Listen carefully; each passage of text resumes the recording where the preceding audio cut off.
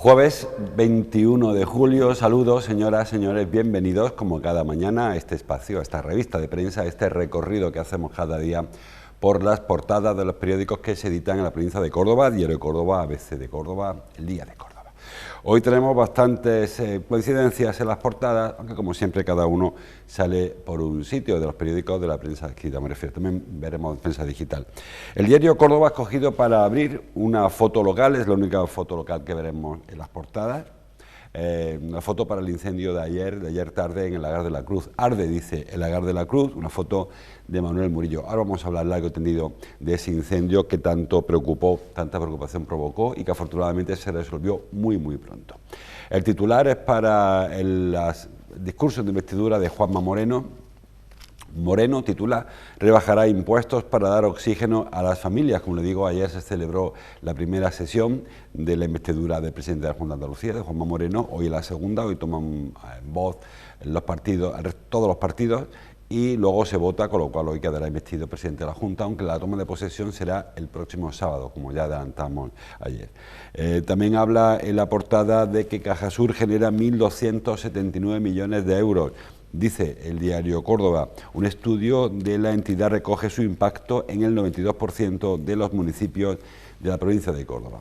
A pesar de vaivenes, Cajasur sigue siendo la entidad bancaria de referencia para muchísimos cordobeses. Y también la otra foto para Casas, para Antonio Casas, abajo lo ven, porque el Córdoba Club de Fútbol derrota al Granada en su puesta de largo. Pudieron verlo ayer en estas mismas pantallas, el partido Córdoba-Granada, que se resolvió al final del partido con un penalti que transformó el delantero cordobés Pichichi de la pasada temporada, que ha empezado esta con un pie, pues ya lo ven, excelente.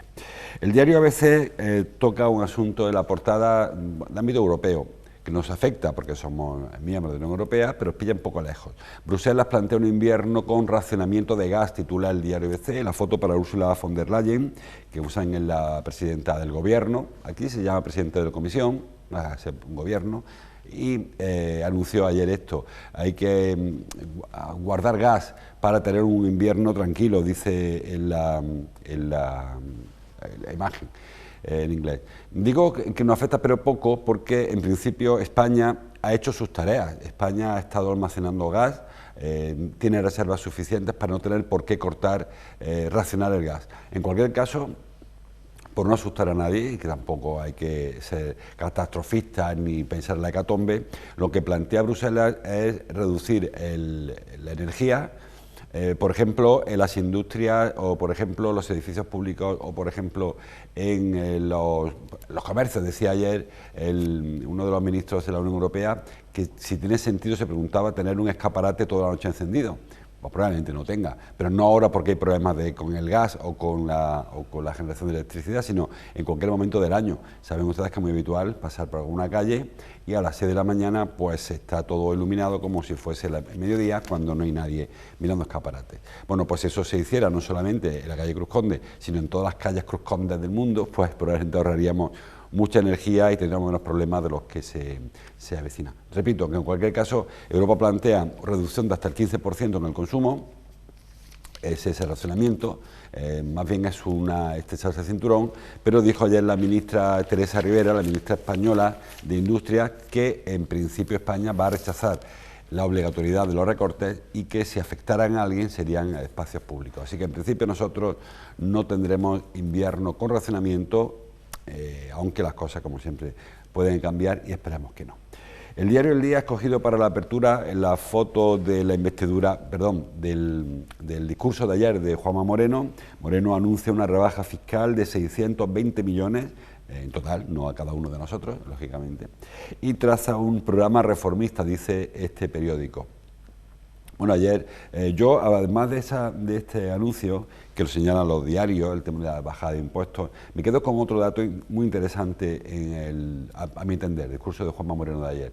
El ofrecimiento al diálogo. Él pidió a la oposición que no se opongan a todo por concepto, por el hecho de ser oposición, y asumió él que no aplicará rodillo por concepto. Saben que la situación del Parlamento de Andalucía, en la que se le de las urnas del 19J, del junio, pues salió mayoría absoluta para el Partido Popular, con lo cual va a gobernar sin necesidad de que nadie le apoye. Solamente los 58 diputados del PP bastarán para sacar adelante cualquier iniciativa que quiera hacerlo, que quiera Juanma Moreno sacar adelante. Él dijo que no quiere que la oposición vote a todo que no, porque él quiere hablar con la oposición. Y él dijo una frase que a mí me parece interesante, que el diálogo solamente es sincero cuando no es obligatorio. Cuando a alguien le obligan a hablar con otro, pues se habla, pero se habla con la boca pequeña. Ahora, cuando hablas porque quieres hablar, porque no hace falta, porque aunque no convenza a nadie en el discurso, los votos serán los mismos, creo que de valorar y, si fuera así, de agradecer, porque estamos lamentablemente muy acostumbrados a que cuando un partido tiene mayoría suficiente, holgada, pues se va volviendo hacia sí mismo, no mira al resto de partidos y eso convierte en un rodillo, y la oposición gritando en el desierto porque nadie tiene por qué escucharle y el gobierno mirando para otro sitio. Así que ojalá que lo que dijo Juanma Moreno ayer sea verdad, y luego el tema de impuestos y tal, cada cual decidirá si es positivo o es negativo. Yo siempre he pensado que los impuestos, a nadie le apetece pagar impuestos, y quien diga que le apetece creo que miente, pero hay que entender que sin impuestos no se pagan servicios públicos. Es decir, Juanma Moreno ayer insistió, por activa o por pasiva, que es capaz de rebajar el canon del agua, por ejemplo, y mantener el nivel de obras hidráulicas. Perfecto, si encuentra la fórmula, genial. Si no hay que pagar impuestos, en este caso un canon, el del agua, y al mismo tiempo se puede construir los embalses que sean necesarios, las canalizaciones o lo que haga falta, genial. Pero si rebajar 620 millones de euros significa perder calidad asistencial, por ejemplo, en la medicina, la sanidad, o en la educación, o la dependencia, pues todos entenderemos, creo yo, que hace falta un esfuerzo de cada uno de nosotros para tener un buen hospital, un buen colegio o un buen sistema de dependencia. Creo que el tema de impuestos es muy controvertido, pero es cierto que sin impuestos no hay servicios, porque alguien tiene que pagarlo. No va a pagarlo Juanma Moreno en su bolsillo, ni el rey tampoco. Alguien tiene que pagarlo, y lo pagamos los ciudadanos para luego conseguir un servicio público de calidad. Así que bueno, eso es un debate que ya tocará cuando esa propuesta que ayer hizo Juanma Moreno se vaya haciendo realidad. Por acabar con este asunto, la foto, lo he visto antes, bueno, vamos por ahí a Repullo, nuestro parlamentario por Córdoba, quiero decir, del Partido Popular, y dos fotos, dos personas que no van a estar en el próximo gobierno, Juan Marín y Elías Bendodo, que fue un poco también la despedida. Bendodo sí que es parlamentario, lo ven a la izquierda, consejero de presidencia, y Marín que no consiguió su acta de parlamentario, con lo cual no va a estar en el próximo Parlamento. Ayer estuvo ocupando los sillones del gobierno. No puede votar, lógicamente, no es diputado, no vota, pero sí que puede estar presente en la Cámara como miembro del Ejecutivo saliente.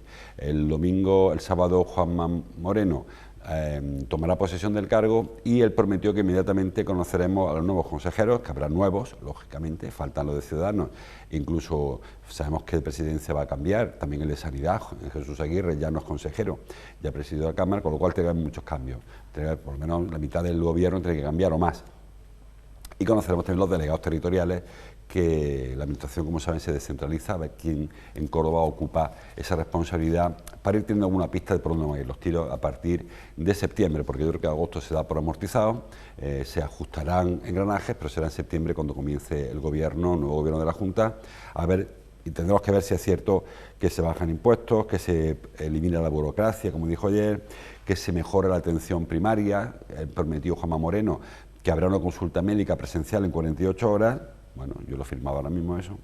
También en las políticas medioambientales, también habló de, en fin, muchas cosas, durante un discurso largo de más de hora y media, que dio para mucho. Yo me quedo, repito, con lo que decía antes, con el ofrecimiento al diálogo, tanto el suyo, decía, el generoso, como el de la oposición, al que le pidió igualmente que aportara y no se dedicara todo el tiempo a votar, no a dar cabezazos contra la pared, porque por mucho que vote no servirá para nada. Bueno, eso en cuanto a las portadas, me he parado más de lo que quería. El tema del incendio. Ayer a las 2:30 de la tarde, ya lo sabe todo el mundo, porque la noticia corrió como la pólvora, en este caso como la llama, pues se declaró un incendio en la zona del Lagar de la Cruz, en la zona muy cercana al Colegio de la Aduana, muy cerca de, ahí tienen imágenes de la actuación de los servicios de extinción de incendios, que inmediatamente intervinieron. Afortunadamente, les digo, el incendio se detectó, eso es el Colegio de la Aduana, y el incendio está un poquito a su derecha, ahí se... como les digo, se actuó muy rápido. de manera que a las 2:30 se llegaron las primeras llamadas avisando de que había un incendio. A las 3 prácticamente ya había helicópteros sobrevolando y, como vemos en las imágenes, arrojando agua o arrojando el líquido este rojo, también para extinción de incendios, y eso permitió que el incendio quedara prácticamente extinguido en apenas 6 o 7 horas. Todo un récord. Solo han ardido 4 o 5 hectáreas, que son muchísimas hectáreas, pero son solo 4 o 5 hectáreas. Aquí en el incendio, por ejemplo, de Zamora, han ardido 5.000 hectáreas, o sea, 1000 veces más que en el de Córdoba. Fue un trocito, que es un daño medioambiental importante, pero hay que agradecer, hay que felicitar y agradecer a los efectivos que estamos viendo. Hubo hasta 9 vehículos entre helicópteros, aviones de estos que recargan en pantanos, hubo en total 9, y eso hizo que muy pronto el incendio quedara primero perimetrado, luego controlado y prácticamente extinguido. Esta noche ha quedado un retén en la zona. La zona, como les digo, está en la misma carretera de Villaviciosa, y bueno, en previsión de que hubiese, algún tipo de realimentación. El viento ha jugado a favor, en este caso de los bomberos. Ha habido bomberos del Infoca, bomberos del 6 de Córdoba, incluso la brigada de reserva de Sevilla también vino, los 9 entre aviones y helicópteros, es decir, un centenar de bomberos, señala el diario Córdoba. Al final se extinguió muy pronto el incendio, se pudo sofocar muy pronto, con pequeños daños, nada material y nada personal. Bueno, material, esas 5 o 6 hectáreas. Hubo que desalojar a medio millar de personas que estaban en Asuán, en las piscinas, por prevención, porque el fuego no llegó allí ni mucho menos. E incluso hubo algunas parcelaciones de la zona que entraron, no digo en pánico, pero sí que, viendo lo que está pasando por ahí, por Zamora y por Orense y por Ponferrada ahora, en el Bierzo, pues hubo un momento en el que se temió que pudiese afectar a zonas pobladas, ¿no?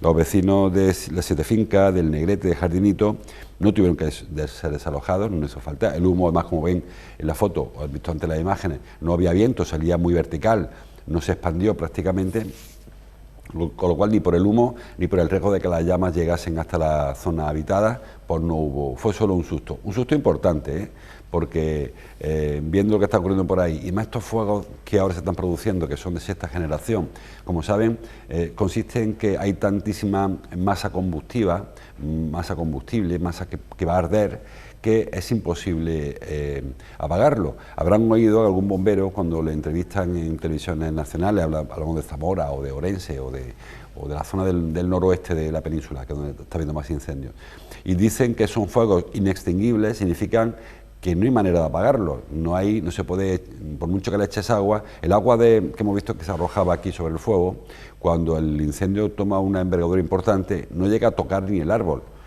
A 20 metros por encima de las llamas ya se ha evaporado, porque el fuego tiene tal envergadura que no se puede abordar. Entonces la única solución es perimetrar la zona y dejar que arda, y cuando se apague, pues refrescar la zona para evitar que vuelvan a salir brasas. Pero no hay otra alternativa, porque hay una cantidad tremenda de pasto, que eso hace que el fuego se retroalimente. Luego se crean unas convecciones, unas corrientes aéreas que también van inyectando oxígeno al fuego. Habitualmente saben que cuando no hay oxígeno el fuego se extingue solo, pero cuando se va alimentando con una especie de tornado que se forma en estos incendios gigantescos, no se acaba nunca, se sigue alimentándose.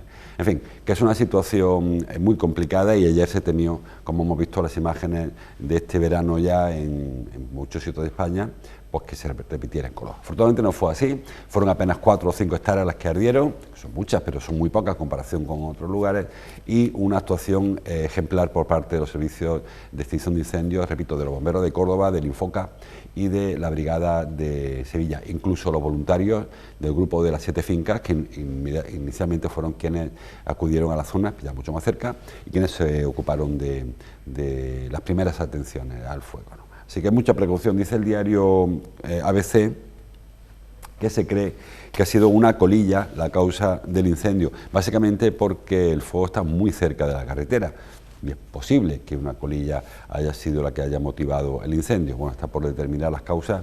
En este caso también se habla de que puede haber sido provocado. Siempre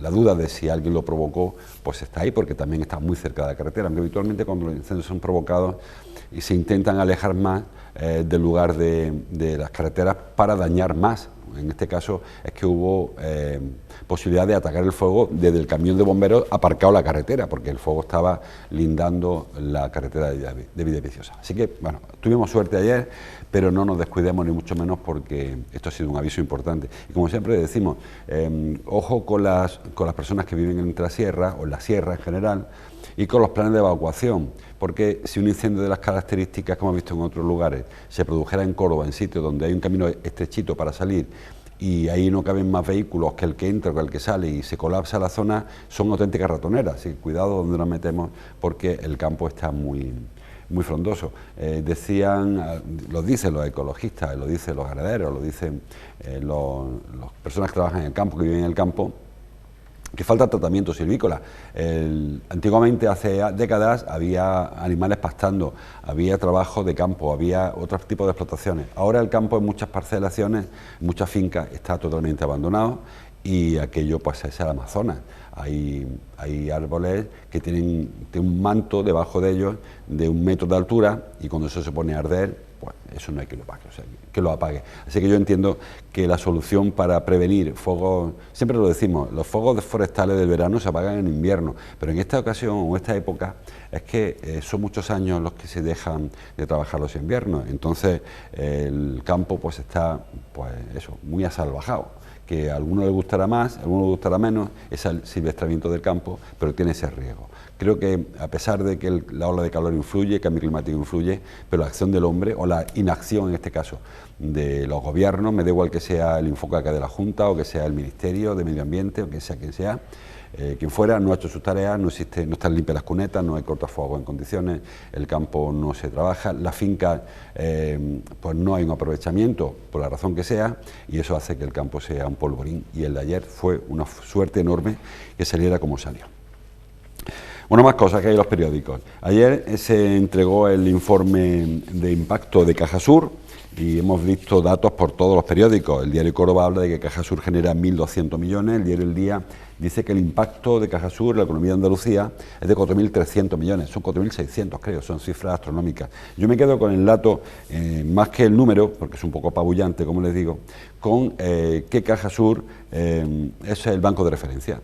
La provincia de Córdoba tuvo una época cuando todo el lío, recuerden, con Miguel Castillejo, cuando salió de Cajasur, cuando la fusión con la Caja Provincial, todo este episodio que ha habido en Cajasur en los últimos 20 años, Cajasur era la banca sin duda dominante, pero cuando apareció CaixaBank, compró Cajasur, parecía como que se desnaturalizaba, que Cajasur dejaba de ser el banco de los cordobeses, y porque, bueno, en principio incluso recuerden, cambió la imagen corporativa o escondió un poco el logotipo, incluso la marca, llegaba a bancos donde no se veía la palabra Cajasur. Ahora creo que ha entendido CaixaBank que Cajasur tiene su propia entidad dentro del grupo, y ha recuperado esa entidad. Ya decía José Barrena, que veíamos la fotografía, está ahí, el segundo por la derecha, por la izquierda, decía el consejero delegado de Cajasur que es el Banco de Córdoba, y que el impacto que tiene, que es el 10% de la economía, creo que he leído por ahí, lo he leído en el diario Córdoba, creo que lo he leído. Creo que ya llega a Cajasur, no sé dónde lo he leído, llega al 10% del total del PIB cordobés, es decir, que es el motor en cuanto a motor financiero. Bueno, pues ese es el papel que Córdoba necesitaba, siempre necesitó un banco propio. Es verdad que con la reconversión de la banca, las cajas de ahorro desaparecieron todas ellas, o prácticamente todas ellas, e incluso bancos que estaban muy ligados a territorios, como es el caso de Cajasur o ocurrió en otras provincias, fueron cayendo en manos de grupos, de grandes grupos financieros, y eso ha hecho que se desnaturalice. Ya no es tan habitual tener una oficina bancaria debajo de casa, ya no es tan habitual conocer al cajero, todo como se ha deshumanizado un poco. Luego la banca pasó una crisis importante, no voy a recordársela, y eso le llevó a muchos cierres, a muchos seres, a muchas oficinas que fueron clausuradas, llevadas a otros sitios. Sabemos las crisis que hay en algunos municipios, que no hay ni una sola entidad bancaria, ni una sola sucursal. Es decir, que se ha perdido un poco el contacto aquel primero que había del banco, de la caja de ahorros, de la sucursal, con respecto al vecino. Y bueno, y Cajasur está intentando volver a esa banca más cercana. Bueno, ellos aseguran que Córdoba, la provincia de Córdoba, es la que tiene menor crisis, tengo una mosca, menor crisis en cuanto a vecinos sin sucursal bancaria, precisamente porque Cajasur mantiene una red muy extensa de oficinas, que no son todas, que recordemos que hay municipios en Córdoba donde ha habido que instalar un cajero automático por parte de la Diputación, porque no hay ni un solo banco en esa localidad. Bueno, se le agradece los sitios en los que están, pero también hay que recordarle que hay sitios en los que no está, a pesar de que es el banco que genera el 10% del PIB en Córdoba. En fin, tampoco se puede llegar a todos sitios, entiendo. Más cosas. Lo leo en ABC. El SAS, el Servicio Andaluz de Salud, autoriza el nuevo proyecto que reactiva tras 2 años las obras del materno infantil. Bueno, pues saben que esto es el culebrón de siempre. Las obras se iniciaron, las obras del hospital, del edificio de consultas externas que va a liberar el materno infantil en el Hospital Reina Sofía. Las obras se iniciaron hace un par de años y muy pronto se pararon. Como suele ser habitual, se paran porque el presupuesto por el que la empresa licita no es el presupuesto que permite hacer la obra, y eso obliga a la empresa adjudicataria a promover un incremento en el presupuesto, y como no se le suele dar, pues deciden que hasta aquí hemos llegado, recojo la grúa y me largo. Bueno, pues en el caso del hospital del materno infantil, además hubo un agravante, y es que el proyecto se cambió durante el proceso. Las obras, dice el diario Córdoba, del materno infantil, empezarán a finales del año 2023, en verano, que probablemente comiencen ya las obras. Bueno, como le decía, las obras se pararon porque no había presupuesto y porque además la Junta modificó el proyecto. En principio había 2 plantas arriba que se quedaban sin acondicionar, se construían lógicamente, pero ni se tabicaban siquiera, sino se dejaban en bruto para una futura ampliación.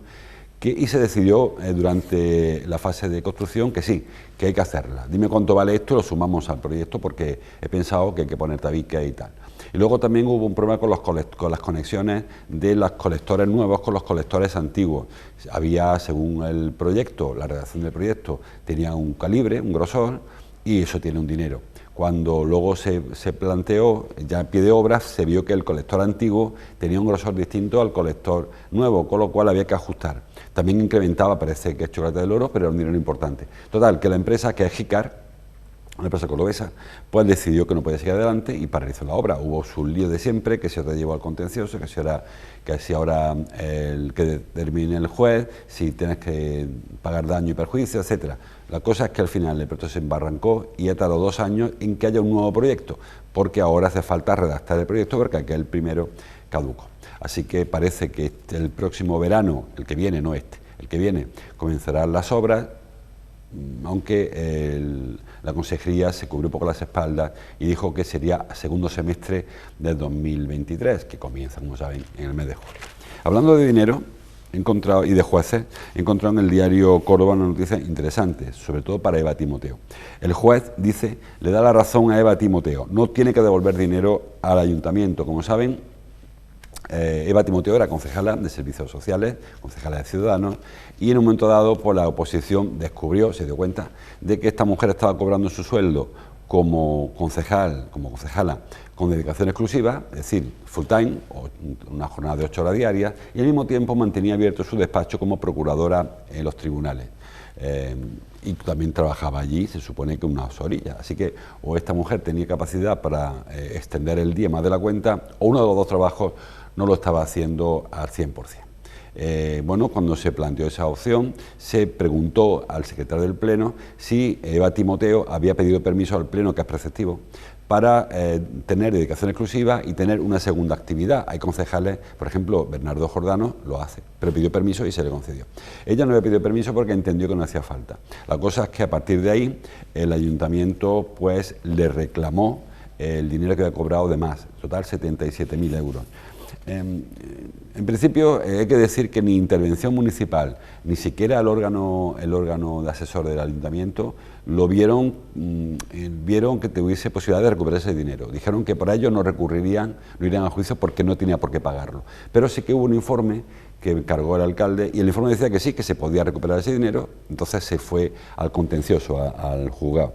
Bueno, pues el juez le dice que no hay por qué devolverlo, por 2 razones. La primera, porque en ningún sitio dice que, esto un poco Santa Rita, ¿no?